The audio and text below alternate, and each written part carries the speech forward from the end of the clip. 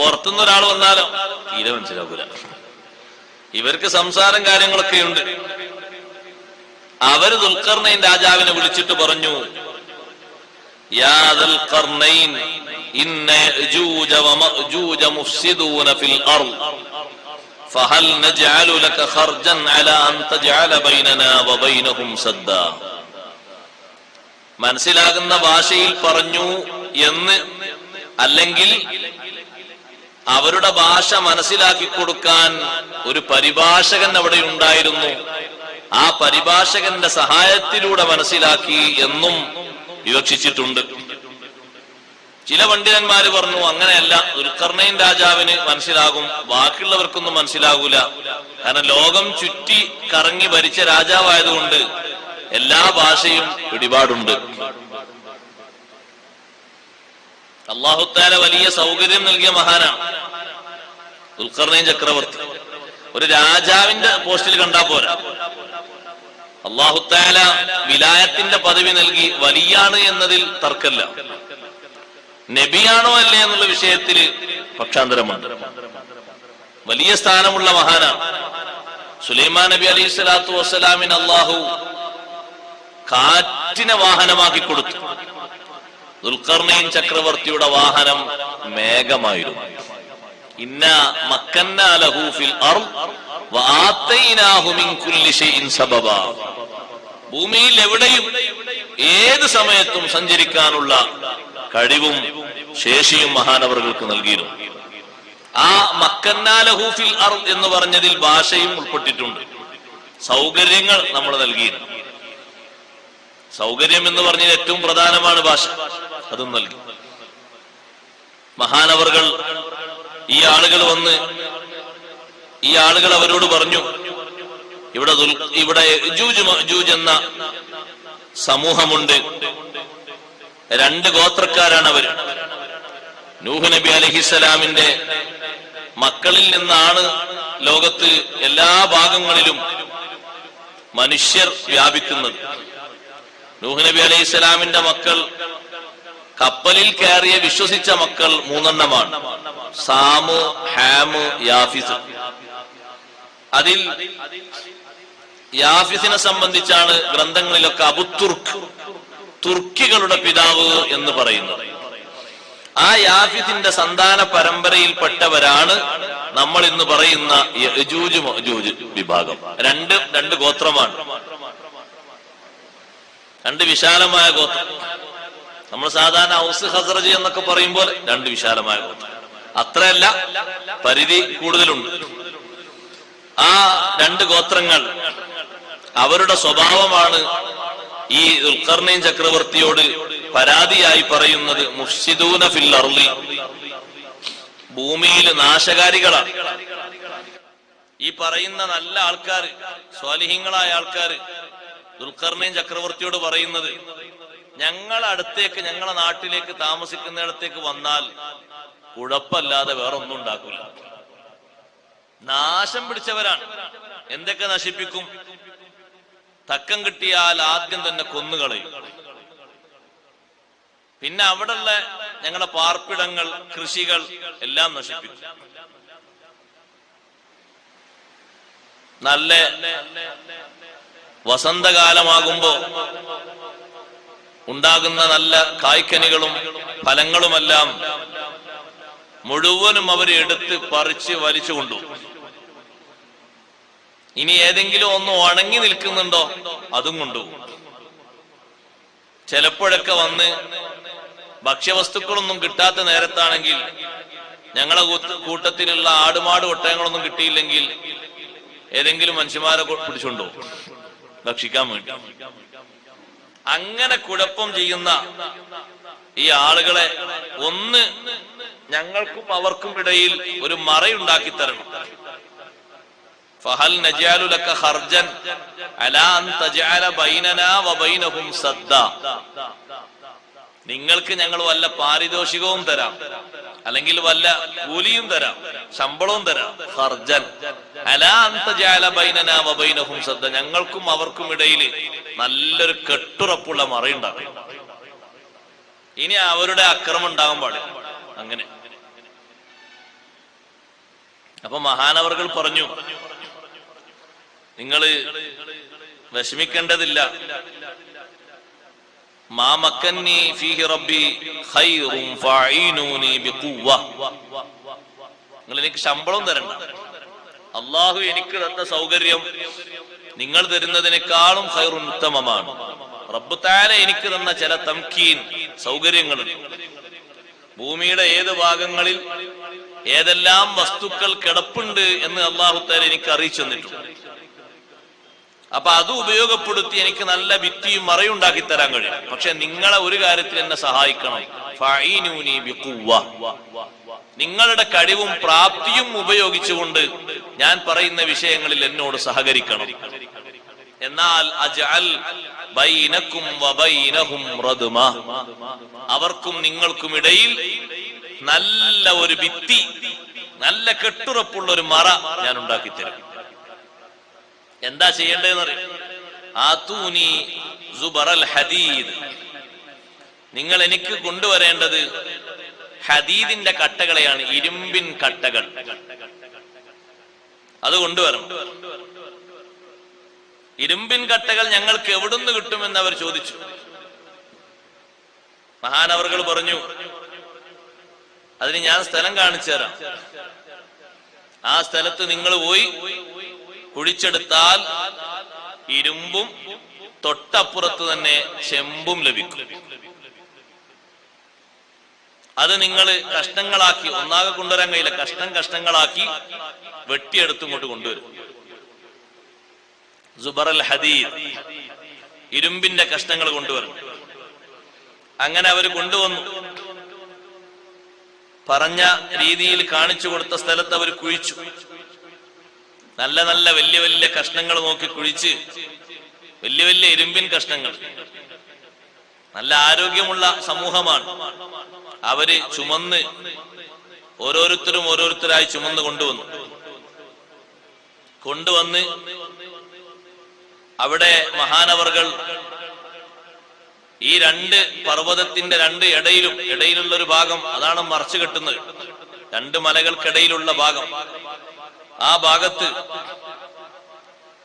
100 ഫർസഖ് എന്ന് കിതാബിൽ പറയുന്നു. അത്രത്തോളം അടിയിലേക്ക് കുഴിച്ചു. 100 ഫർസഖ് എന്ന് പറഞ്ഞാല് 1ഉം 2ഉം 10ഉം 100ഉം കിലോമീറ്റർ അല്ല. ഒരു 10-16 ഫർസഖന്നെ 132, 8-9 ഫർസഖന്നെ 132 കിലോമീറ്റർ വരും. അങ്ങനെ കൂട്ടി നോക്കുമ്പോ എത്രയോ ആഴത്തിൽ തറ കെട്ടാനാണ് കുഴിച്ചു. അങ്ങനെ കുഴിച്ച് വെള്ളം ഉത്ഭവിക്കുന്ന അത്രയും അടിഭാഗത്തേക്ക് കുഴിച്ചു. ഇപ്പൊ നമ്മൾ മനസ്സിലാക്കൂലേ, ആധുനിക യുഗത്തിലെ ഉപകരണങ്ങൾക്ക് ഈ രൂപത്തിൽ ഭൂമിന്റെ ഏറ്റവും വലിയ അടിയിലേക്ക് കുഴിക്കാൻ കഴിയുള്ളൂ. അമ്പിയാക്കളെ ഔലിയാക്കളെ കഴിവ് പോലെ, അമല് പോലെ ലോകത്ത് ആർക്ക് ചെയ്യാൻ കഴിയും? കഴിയില്ല സഹോദരങ്ങളെ. എത്രയോ വലുപ്പമുള്ള വൻ മതിലാണ് ബഹുമാനപ്പെട്ട ഖദർ അലൈഹിസ്സലാത്തു വസ്സലാം റെഡിയായി കൊടുത്തു. മണ്ണെടുത്ത് കുഴച്ചിട്ടൊന്നുമില്ല. അങ്ങനെ ഒളിഞ്ഞു വീഴാൻ ഉദ്ദേശിക്കുന്ന, അതിനു വേണ്ടി തയ്യാറാകുന്ന നല്ലൊരു മതില്. ആ മതില് ഫഅഖാമഹു നേരാക്കി കൊടുത്തു. പെട്ടെന്ന്. അത് ചെറിയൊരു മതിലല്ല, നല്ല ഉയരവും ആഴവുമുള്ള മതിലാണ്. അത് മഹാനവർകൾ ശരിയാക്കി പെട്ടെന്ന് ലെവലാക്കി കൊടുത്തു. അപ്പോഴാണ് മൂസാ നബി അലൈഹി സ്വലാത്തു വസ്സലാം ചോദിച്ചത്, 1ഉം 2ഉം 10ഉം ആളുകളെ കൊണ്ട്, 100 ആളുകളെ കൊണ്ട് കുറെ ദിവസം എടുപ്പിക്കേണ്ട ഒരു പണി ഇത്ര പെട്ടെന്ന് ചെയ്തു തീർക്കുമ്പോ ലൗ ശിഅത ലത്തഖൽത അലൈഹി അജ്റ. ഇത്ര വലിയ പണിയെടുത്ത് എന്തെങ്കിലൊക്കെ ഒരു കൂലി ചോദിക്കാമായിരുന്നു, ആ ഭക്ഷണം കഴിക്കാതെ. മൂന്നാമത്തെ ഈ ചോദ്യം ചോദിച്ചപ്പോ ഇനി ചാൻസ് ഇല്ല. ഹാദാ ഫിറാഖു ബൈനി വബൈനി, നമുക്ക് പിരിയാം, ചാൻസ്. ഇനി നമ്മൾ കൂടെ പോന്നാ ശരിയാവില്ല. ഞങ്ങളെ കൂടിയില്ല, നിങ്ങൾ എന്റെ കൂടെ ഇല്ല, 2 വഴിക്ക് പോയി. പക്ഷെ അവിടെ മൂസാ നബി അലൈഹി സ്വലാത്തു വസ്സലാമിനും ഖളർ അലൈഹി സ്വലാത്തു വസ്സലാമിനും അള്ളാഹു ഭക്ഷണം നൽകിയിട്ടുണ്ട്, ഭക്ഷണം ഇറക്കി കൊടുത്തിട്ടുണ്ട്.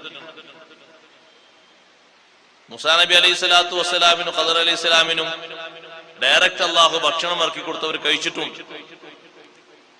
നമ്മളെ വിഷയം അവിടെയല്ല. ആ വലിയ മതില് എത്ര പെട്ടെന്നാണ് മഹാനവറുകൾ പണി തീർത്തു കൊടുത്തത്.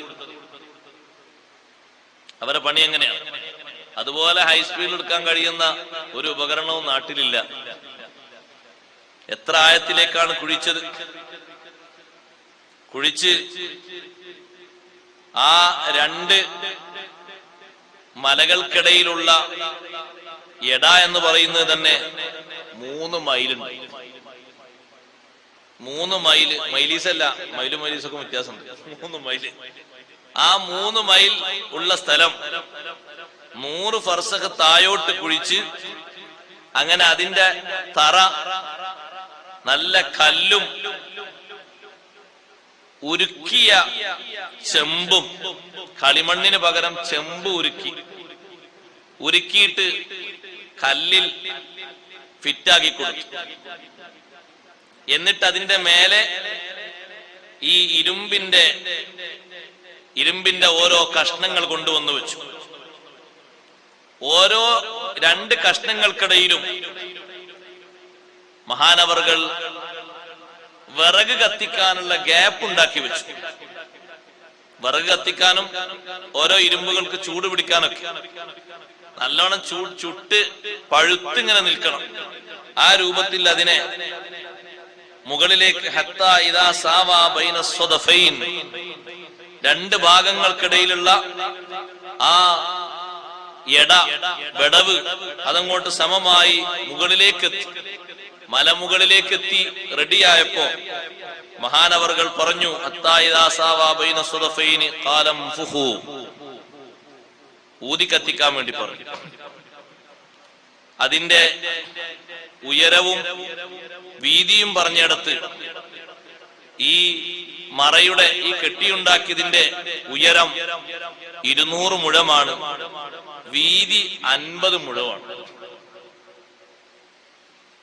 എന്നിട്ട് ചുറ്റുഭാഗത്തും അടിഭാഗത്തൊക്കെ നല്ലോണം ചൂടാക്കാൻ ഊതി കത്തിക്കാൻ പറ്റുന്ന ഉപകരണങ്ങൾ വെച്ച് പണിക്കാരോട് പറഞ്ഞു, ഉംഫുഹു, എല്ലാവരും ഊതാൻ. എങ്ങനെയാ ഊതുന്നത്?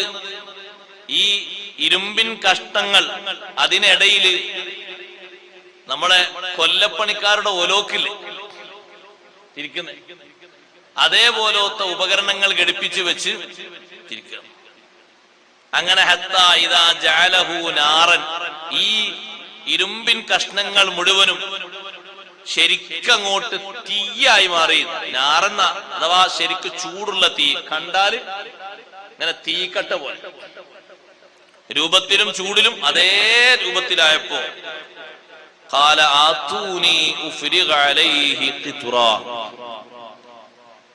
ഇനി ആ നല്ലോണം ഉരുക്കിയെടുത്ത ചെമ്പുണ്ട് ഈയം, അത് കൊണ്ടുവരും, ഇതിന്റെ മുകളിലൂടെ ഒഴിക്കട്ടെ. മുകളിലൂടെ ഒഴിച്ചിട്ട് ആ ഇരുമ്പിൻ കഷ്ണങ്ങൾക്കുള്ള ഇടയിലൂടെ ഉള്ള ഗ്യാപ്പുകളൊക്കെ അടക്കാണ്, ഇറ്റാക്കാണ്. എന്ന് പറഞ്ഞാൽ നമ്മൾ സിമന്റും കളിമണ്ണൊക്കെ തേക്കുന്ന സ്ഥലത്താണ് ഈ ഉരുക്കിയ ഈയം കൊണ്ട് ഇരുമ്പിൻ കഷ്ണങ്ങളെ ജോയിന്റ് ആക്കുന്നത്. എന്നിട്ട് പിന്നെ മുകളിൽ നിന്ന് തായോട്ടും ഒന്നുകൂടി ഒഴിക്കും. അപ്പോ ഇത് മിനുസമായി, ലെവലായി, എവിടെയും പിടിക്കാനുള്ള ഒരു പഴുതുണ്ടാവില്ല, പിടിച്ചു കയറാൻ പഴുതുണ്ടാവില്ല. ആ രൂപത്തിൽ അങ്ങോട്ട് ശരിയാക്കി ഒരൊറ്റ ഇരുമ്പിൻ കട്ട പോലെ, ഒരൊറ്റ ഇരുമ്പ് പോലെ മൊത്തം അങ്ങോട്ട് ഈയം ഉരുക്കി ഒഴിച്ച് റെഡിയാക്കി മഹാനവറുകൾ മിനുസമാക്കി നല്ല രൂപത്തിൽ അവിടെ കെട്ടിപ്പടുത്തുയർത്തി വെച്ചു. അതിന് ഈ പറഞ്ഞ സമൂഹത്തെ സഹായത്തിന് വിളിച്ചു, പരാതി പറഞ്ഞ ആളുകൾ. എന്നിട്ട് അവിടെ അവരിൽ നിന്ന് ഇവർക്ക് രക്ഷ കിട്ടാൻ വേണ്ടിയിട്ട് ഈ വലിയ ഭിത്തി ഉണ്ടാക്കി കൊടുത്തു. ആ യഅ്ജൂജ് മഅ്ജൂജ് എന്ന് പറയുന്ന ഈ വലിയ സമൂഹം അവരെ പറ്റി ബഹുമാനപ്പെട്ട ഇബ്നു അബ്ബാസ് റളിയല്ലാഹു അൻഹു പറഞ്ഞു, അവര് ചില്ലറക്കാരല്ല, വിവിധ തരം ആളുകളുണ്ട്.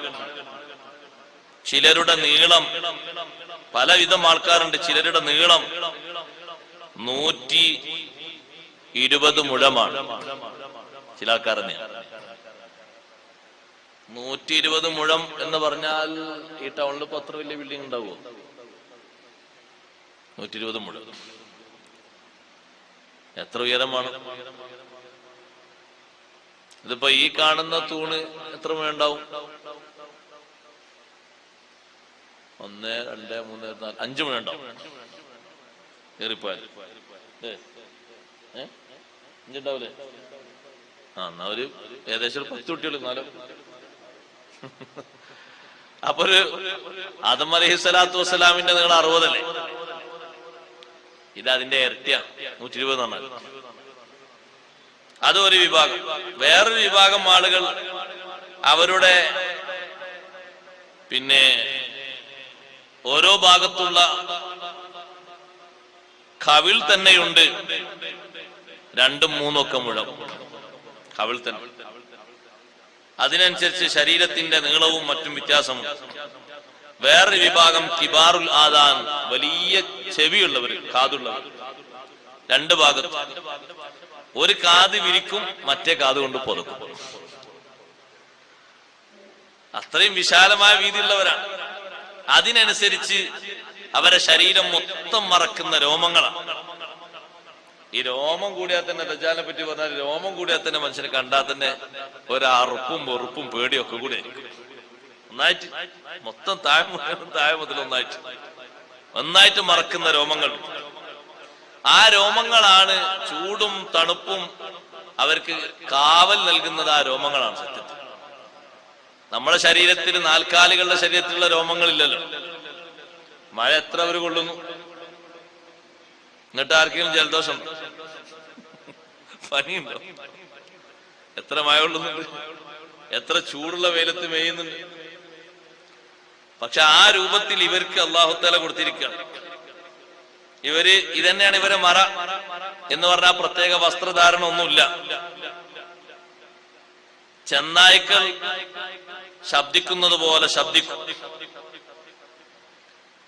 മൃഗങ്ങൾ വേഴ്ച നടത്തും പോലെ ലൈംഗിക വേഴ്ച നടത്തും. അവരുടെ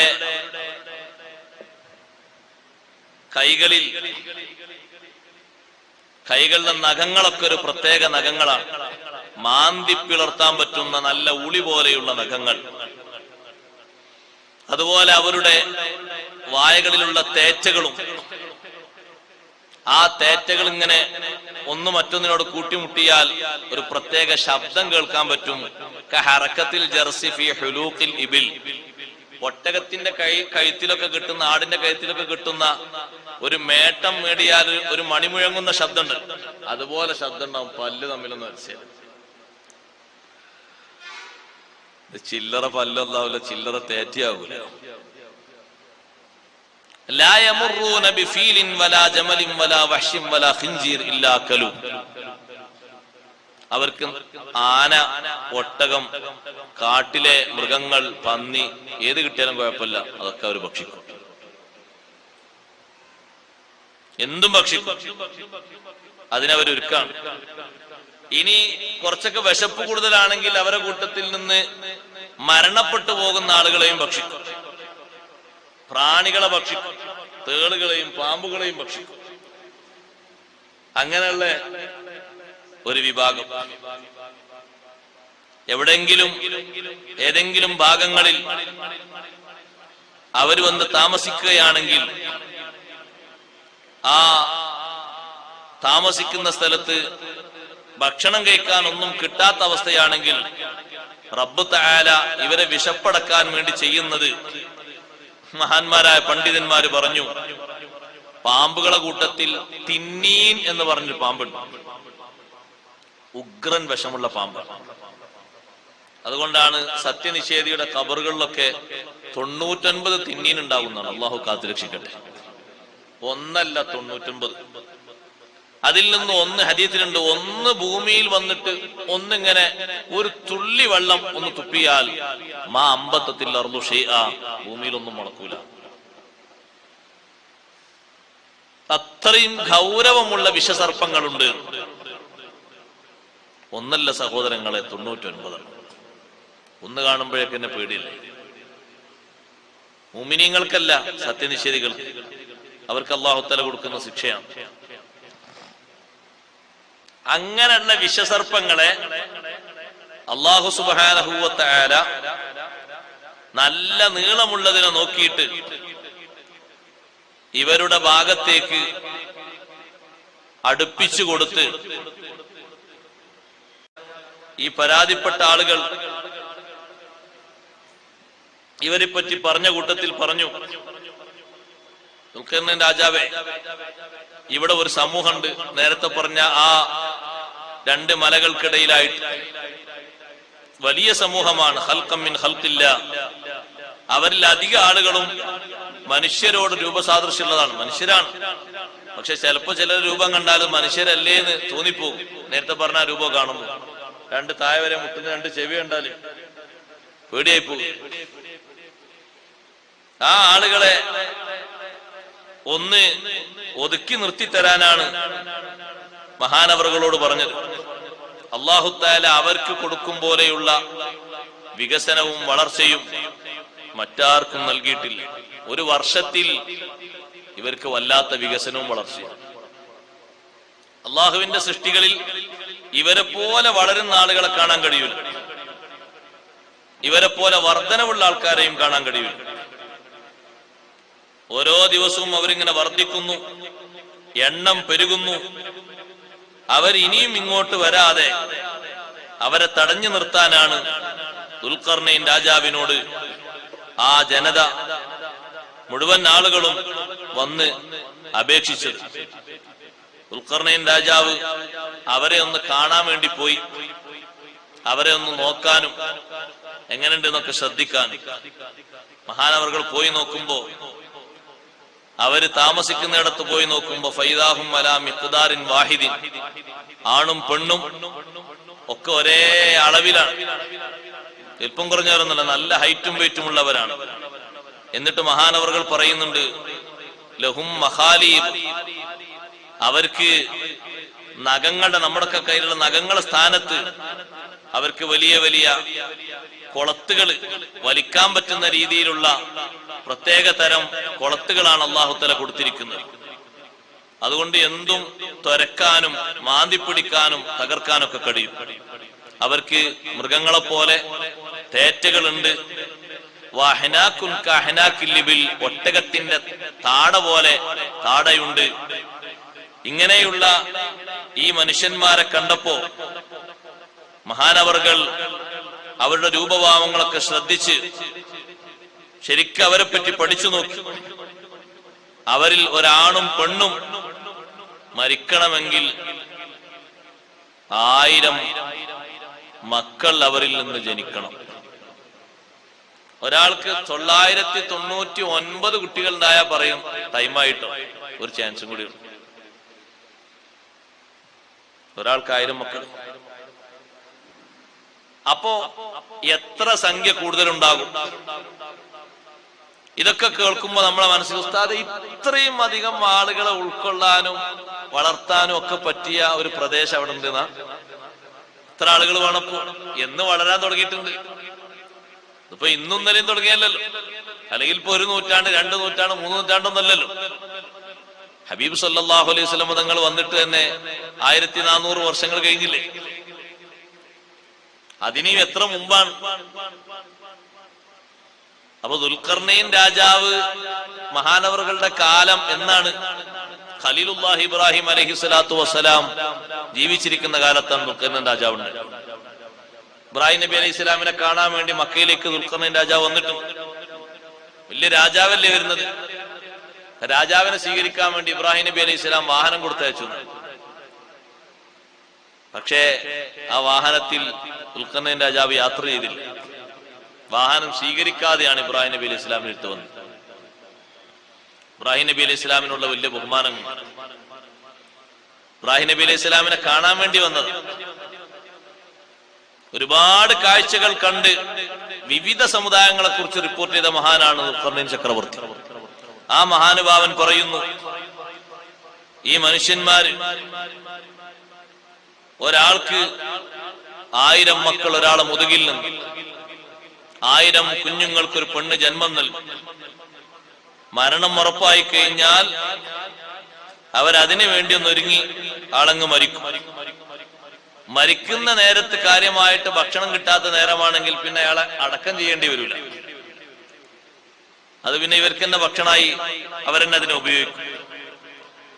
അങ്ങനെ ഓരോ വർഷവും കഴിയും തോറും ആണും പെണ്ണും ഇങ്ങനെ പെരുകി പല ഭാഗങ്ങളിലേക്കും വർദ്ധിച്ച് ഒരുപാട് കൂട്ടമായി ആളുകൾ വികസിച്ച് വളർന്നു വരും.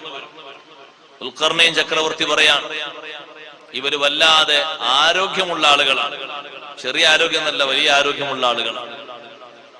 അവരെ ആ ആരോഗ്യത്തിന്റെയും ശക്തിയുടെയും വർധനവ് കൊണ്ടാണ് ബഹുമാനപ്പെട്ട ഈസാ നബി അലൈഹി സ്വലാത്തു വസ്സലാമിനോട് അള്ളാഹുവിന്റെ കൽപ്പന, ഈസാ നബിയെ ഒരു ടീമിനെ ഞാൻ അയക്കുന്നുണ്ട്, നിങ്ങൾക്ക് അവരെ ഒന്നും ചെയ്യാൻ പറ്റൂല. ആരോടത് പറയുന്നത്? ഒരുപാട് മനുഷ്യന്മാരെ വഴിപിഴപ്പിച്ച് സ്വർഗവും നരകവും ഒക്കെ കാണിച്ചു കൊടുത്ത ആൾക്കാരെ പറ്റിച്ച ദജ്ജാലിനെ വകവരുത്തിയ മഹാനാണ് ഈസാ നബി അലൈഹി സ്വലാത്തു വസ്സലാം. വകവരുത്താൻ ആ ഈസാ നബി അലൈഹി സ്വലാം ദജ്ജാലിനൊക്കെ വകവരുത്തി മുന്നോട്ട് നീങ്ങുമ്പോഴാണ് അള്ളാഹു തആല പറയുന്നത്, ഇങ്ങനെ ഒരു ടീം വരുന്നുണ്ട്, അവരെ എതിർക്കാൻ നിങ്ങളെ കൊണ്ട് കഴിയില്ല, നേരിടാൻ കഴിയൂല. അതുകൊണ്ട് നിങ്ങൾ നിങ്ങളുടെ ആളുകളെയുമായിട്ട് ഒതുങ്ങിക്കൂടേണ്ട കേന്ദ്രങ്ങളിലേക്ക്, വിശുദ്ധമായ മക്കയും മദീനയും ബൈത്തുൽ മഖ്ദിസിലേക്ക് മുസ്ലിങ്ങൾ അവിടേക്ക് അങ്ങോട്ട് കേന്ദ്രീകരിക്കും. ഇവര് പുറത്തേക്ക് വന്നു കഴിഞ്ഞാൽ, അതിനു മുമ്പ് സഹോദരങ്ങളെ ഒരു വിഷയം കൂടി ഇവിടെ പറയട്ടെ, ഞാൻ ആ വിഷയത്തിലേക്ക് വരുന്നതിന് മുമ്പ്. ഇങ്ങനെ ഒരു സ്ഥലത്തെ പറ്റി ഉള്ള ചർച്ച, ഈ ആളുകളെ പറ്റിയുള്ള ചർച്ച പറയുമ്പോ മഹാന്മാരായ പണ്ഡിതന്മാര് കണ്ട ആളുകള് അത് റിപ്പോർട്ട് ചെയ്ത സംഭവങ്ങൾ പറയുന്നുണ്ട്. അഷ്റഫുൽ ഖൽഖ് സല്ലല്ലാഹു അലൈഹി വസല്ലം തങ്ങളോട് ചോദിച്ചു ഒരാൾ വന്നിട്ട്, നബിയെ ഖദ് റഅയ്ത സദ്ദ യഅജൂജ വമഅജൂജ്, യഅജൂജ് മഅജൂജിനെ അപ്പുറത്ത് മറയാക്കി വെച്ച ആ അടച്ചു വെച്ച ഭിത്തി തങ്ങൾ കണ്ടിട്ടുണ്ടോ? തങ്ങൾ പറഞ്ഞു, കണ്ടിട്ടുണ്ട്. എന്നാ അതൊന്ന് വിശദീകരിച്ചു തരൂ, എങ്ങനെയാണ് ആ ഭിത്തിയുടെ അവസ്ഥ? നബി സല്ലല്ലാഹു അലൈഹി വസല്ലം തങ്ങൾ പറഞ്ഞു, അത് നല്ല മിനുസമുള്ള ഒരൊറ്റ ചുമര് പോലെ നല്ല ഭംഗിയുള്ളൊരു ചുമരാക്കി കെട്ടി ഭദ്രമാക്കി വെച്ചിട്ടുണ്ട്. അങ്ങോട്ടുള്ള റൂട്ട് ത്വരീഖത്തുൻ സൗദാ വ ത്വരീഖത്തുൻ ഹംറാ, കറുത്ത വഴിയുണ്ട് ചുവന്ന വഴിയുണ്ട് റൂട്ട്. ഞാനത് കണ്ടിട്ടുണ്ട് എന്ന് നബി സല്ലല്ലാഹു അലൈഹി വസല്ലം തങ്ങൾ പറഞ്ഞു. അവരെ നബി സല്ലല്ലാഹു അലൈഹി വസല്ലം ക്ഷണിച്ചിട്ടുണ്ട്, തൗഹീദിലേക്ക് അവരെ ക്ഷണിച്ചിട്ടുണ്ട് ഇസ്രായിന്റെ യാത്രയിൽ. പക്ഷേ തിരിഞ്ഞു നോക്കിയിട്ടില്ല. ആ വലിയ വൻ സമൂഹം തങ്ങൾ ആ വിളിക്ക് ഒന്ന് തിരിഞ്ഞു നോക്കിയാൽ ചെറിയൊരു സമാധാനം, തിരിഞ്ഞു നോക്കിയിട്ടും കൂടി. ദുൽഖർനൈൻ ചക്രവർത്തി അവരെ ക്ഷണിക്കാനും മറ്റൊക്കെ പോയപ്പോ തന്നെ അവരുടെ അവസ്ഥ എങ്ങനെയാണ്? ഭരണാധികാരികൾപ്പെട്ട അൽ ഖലീഫത്തുൽ വാസിഖ് തന്റെ ഭരണത്തിൽ കുറച്ചാളുകളെ, വലിയ ഒരു സൈന്യത്തെ ഈ ഭിത്തി കാണാനും മറ്റൊക്കെയായി വിശേഷിപ്പിച്ചു കൊടുക്കാനുമായിട്ട് വലിയ സൗകര്യങ്ങളൊക്കെ കൊടുത്ത് അവരെ പറഞ്ഞയച്ചിരുന്നു. അവര് ഓരോ നാട് മാറി അടുത്ത നാടിലേക്ക്, ഒരു ഭരണം കഴിഞ്ഞ് അടുത്ത ഭരണത്തിലേക്ക് അങ്ങനെ ചെന്ന് അവര് ലാസ്റ്റ് ഈ ചെമ്പും ഇരുമ്പും സമ്മിശ്രമാക്കി ഉണ്ടാക്കിയ ഈ വലിയ ഭിത്തി അവർ കണ്ടു. സുബ്ഹാനല്ലാഹ്, അവർ പറയുന്നു, അതിന് വലിയ ഒരു വാതിൽ പോലത്തെ ഒരു സംഭവം ഞങ്ങൾ കണ്ടു. പക്ഷേ ആ വാതിലൊന്നും തുറക്കാൻ കഴിയൂല. അഖ്ഫാലുൻ അളീമ, വലിയ വലിയ പൂട്ടുകളാണ് അതിലുള്ളത്. അപ്പുറം മറ്റൊരു ഭാഗത്ത് അവർ പോയി നോക്കുമ്പോ അതിന്റെ വേറൊരു ഭാഗത്ത് നോക്കുമ്പോ കുടിച്ച് ബാക്കി വെച്ച പാലും അതുപോലെ തന്നെ ചില പണികൾ ബാക്കി വെച്ച് പോയ, ക്രിയകൾ ബാക്കി വെച്ച് പോയ ചില പണികളൊക്കെ അവിടെ കണ്ടു. ആളുകൾ പണിയെടുത്ത് ബാക്കി പൂർത്തിയാക്കാതെ പോയത്.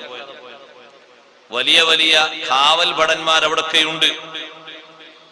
അതിന്റെ അപ്പുറത്തേക്ക് എത്തി നോക്കാൻ, അതിന്റെ മുകളിലേക്ക് കയറി അപ്പുറത്തേക്ക് എത്തി നോക്കാൻ സാധിക്കാതെ അവർ മടങ്ങിപ്പോന്നു.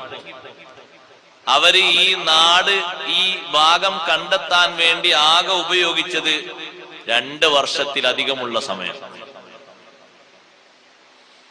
നമ്മൾ ആളുകൾ പറയുന്ന വൻമതിലൊന്നും അല്ല ഈ ഉദ്ദേശിക്കുന്നത്. അതിന്റെ മുകളിലൊക്കെ ഒരു അപ്പുറത്തും അങ്ങനത്തെ ഒരു വലിയ ആൾക്കൂട്ടത്തൊന്നും കാണാന് കണ്ട ആൾക്കാരൊന്നും റിപ്പോർട്ട് ചെയ്യുന്നില്ല. സത്യത്തിൽ ഉപകരണങ്ങളുടെയും മനുഷ്യരുടെ ഇന്നത്തെ ഈ അവസ്ഥയിൽ പ്രവേശിക്കാനൊക്കെ തടസ്സമുള്ള ഭൂമിയുടെ അങ്ങേ അറ്റത്തേക്ക് എത്തിപ്പെടാൻ കഴിയാത്ത രൂപത്തിൽ, എത്തിപ്പെട്ടാൽ തന്നെ അതിസാഹസികമായി പലതും സ്വരൂപിച്ചു കൊണ്ടുപോയി തിരിച്ചു വരാൻ കഴിയാത്ത രൂപത്തിലുള്ള ഒരു ഭാഗത്ത് അല്ലാഹു തആല ഇവരെ ഒതുക്കി നിർത്തിയിരിക്കുകയാണ്.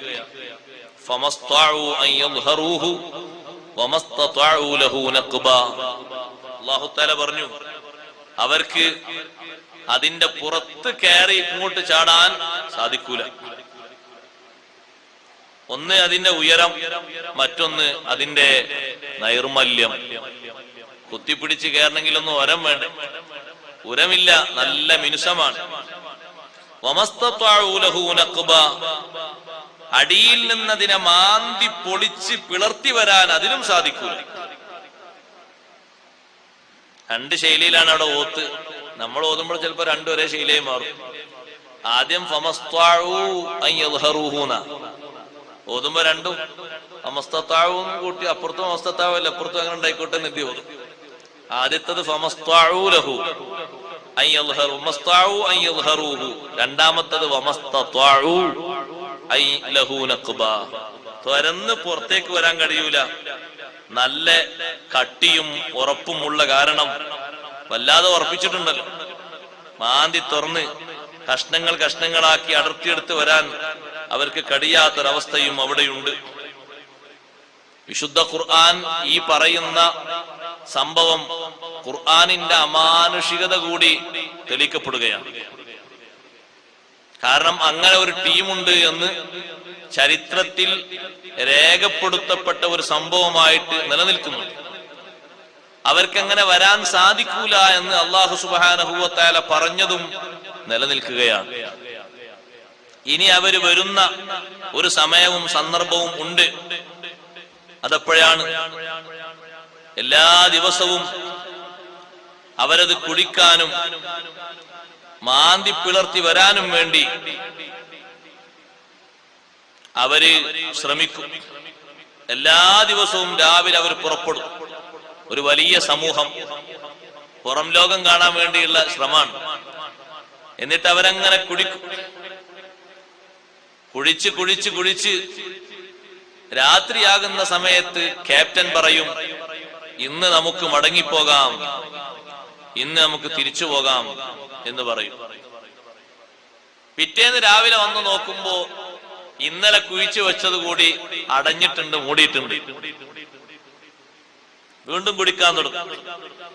കുഴിച്ച് കുഴിച്ച് ഹത്തായിദാ കാദു യറൗന ശുആ, ഇപ്പുറത്തുനിന്ന് പ്രകാശരശ്മികൾ കാണാൻ രൂപത്തിലായാൽ അവര് പറയും, അള്ളാഹു അവരെ പുറത്തേക്ക് കൊണ്ടുവരാനുള്ള ടൈമൊക്കെ ആകുമ്പോ അവര് പറയും, ഇനി നമുക്ക് മടങ്ങിപ്പോകാം, ഇൻഷാ അല്ലാഹ് ബാക്കി നാളെ എന്ന് പറയും. എല്ലാവരും പറയും ഇൻഷാ അല്ലാഹ് ബാക്കി നാളെയാണ്. ഇൻഷാ അല്ലാഹ് ബാക്കി നാളെ എന്ന് പറഞ്ഞ് എല്ലാവരും അവിടുന്ന് ഒഴിവാകുമ്പോ, അവിടുന്ന് പോകുമ്പോ, പിന്നെ പിറ്റേ ദിവസം വന്നു നോക്കുമ്പോ ഈ ഇൻഷാ അല്ലാഹ് എങ്ങനെ പറയില്ലെന്നൊരു ചോദ്യം അവിടെ ഉണ്ടല്ലോ, അല്ലേ? ഉണ്ട്.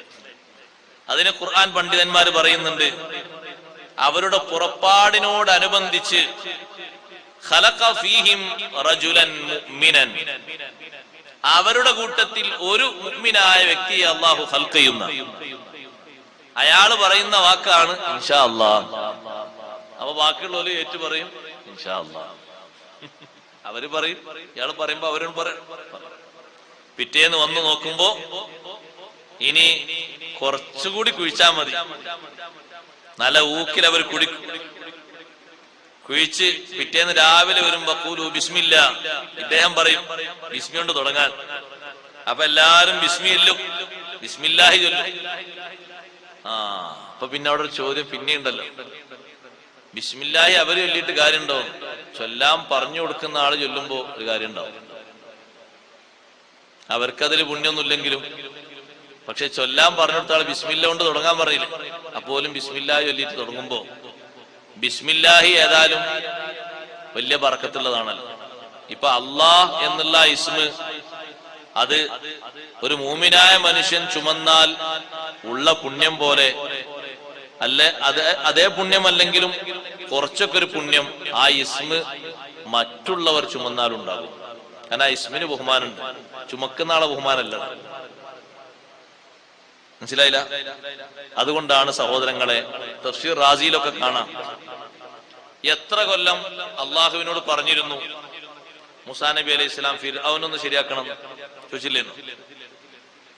എത്ര സൗകര്യമുള്ള ആളാ ഫിർഔൻ, ഓനൊന്ന് ശരിയാക്കണം.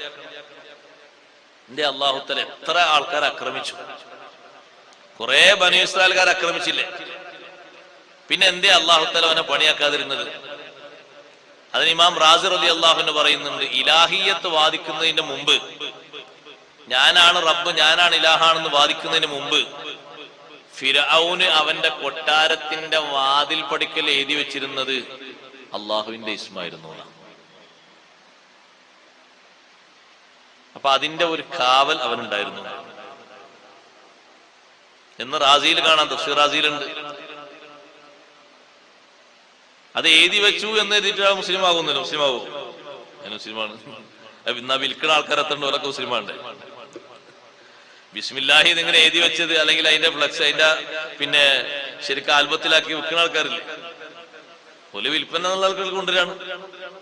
ഈ ബിസ്മില്ലാഹി എന്ന് എഴുതി വെച്ചിരുന്നു എന്നതുകൊണ്ട് വലിയൊരു കാവൽ അള്ളാഹുവിന്റെ ഭാഗത്തു നിന്നുണ്ടായിരുന്നു.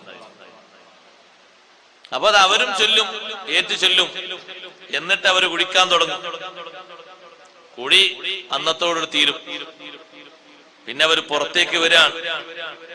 പുറത്തേക്ക് വന്നാൽ കാണുന്നവരെ മുഴുവനും കൊല്ലും. അതുകൊണ്ടാണ് ഈസാ നബി അലൈഹി സ്വലാത്തു വസ്സലാമിനോട് ഒതുങ്ങിക്കഴിയാൻ അള്ളാഹുവിന്റെ കൽപ്പന. കാണുന്നത് മുഴുവനും കൊല്ലും, കിട്ടുന്നത് മുഴുവനും ഭക്ഷിക്കും. എന്ത് കിട്ടിയാലും ഭക്ഷിക്കും, അതല്ലേ എന്ത് കിട്ടിയാലും ഭക്ഷിക്കും. അങ്ങനെ ഒരു പടത്ത്, എന്ത് കിട്ടിയാലും ഭക്ഷിക്കും. ഏത് വെള്ളവും അവര് കുടിക്കും. അവര് കടന്നു വരുമ്പോ തൊബരിയ തടാകത്തിലൊക്കെ നല്ല വെള്ളമുണ്ട്. പക്ഷേ അവരാദ്യ ടീം വരുമ്പോ ആ വെള്ളം കുടിച്ചു കഴിയുമ്പോ അടുത്ത ടീം പറയും, ഇവിടെ വെള്ളം ഉണ്ടായിരുന്നല്ലോ അല്ലെ, ചെറിയ നനവൊക്കെ കാണുന്നുണ്ട്, മറ്റൊരു കുടിച്ചു തീർത്ത്. ഭൂമിയിലെ ജലാശയങ്ങളൊക്കെ മൊത്തം ഒരു കുടിച്ചു തീർത്താലേ സുബ്ഹാനല്ലാഹ്, കാര്യം പോക്കന്നെ. അങ്ങോട്ട് പരന്ന് വരില്ലേ ഒന്നായിട്ട്.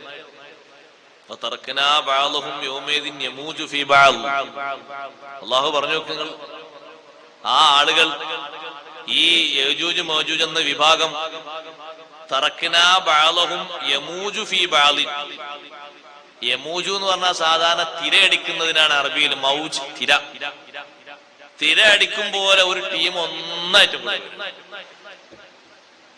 ആദ്യ ടീം ഇങ്ങനെ കടന്നു വരിക. എന്നിട്ട് കടലിലൂടെ കൊണ്ടുപോയാൽ കടലിലുള്ള മത്സ്യങ്ങൾ, ഞണ്ട്, അതിലുള്ള ആമ, എന്തെല്ലാം ഉണ്ടോ അത് മുഴുവനും മറ്റു ജീവികളെയും ഇവര് ഭക്ഷിക്കും. ചില പണ്ഡിതന്മാര് പറഞ്ഞു, അല്ലാഹു സുബ്ഹാനഹു വ തആല ഭൂമിയിലേക്ക്, സ്വർഗത്തിൽ നിന്ന് ഭൂമിയിലേക്ക് വിട്ട 5 നദികളുണ്ട്, 5 പുഴകളുണ്ട്. അത് അല്ലാഹു എടുത്തുയർത്തും എന്ന് ചില തഫ്സീറുകളിൽ കാണാം. ഖുർആനിനെയും അള്ളാഹു ഉയർത്തും അതിന്റെ പരിശുദ്ധിക്ക് വേണ്ടി. ഇൽമിനും പരിശുദ്ധി ഉണ്ടല്ലോ, അതും അള്ളാഹു ഉയർത്തും.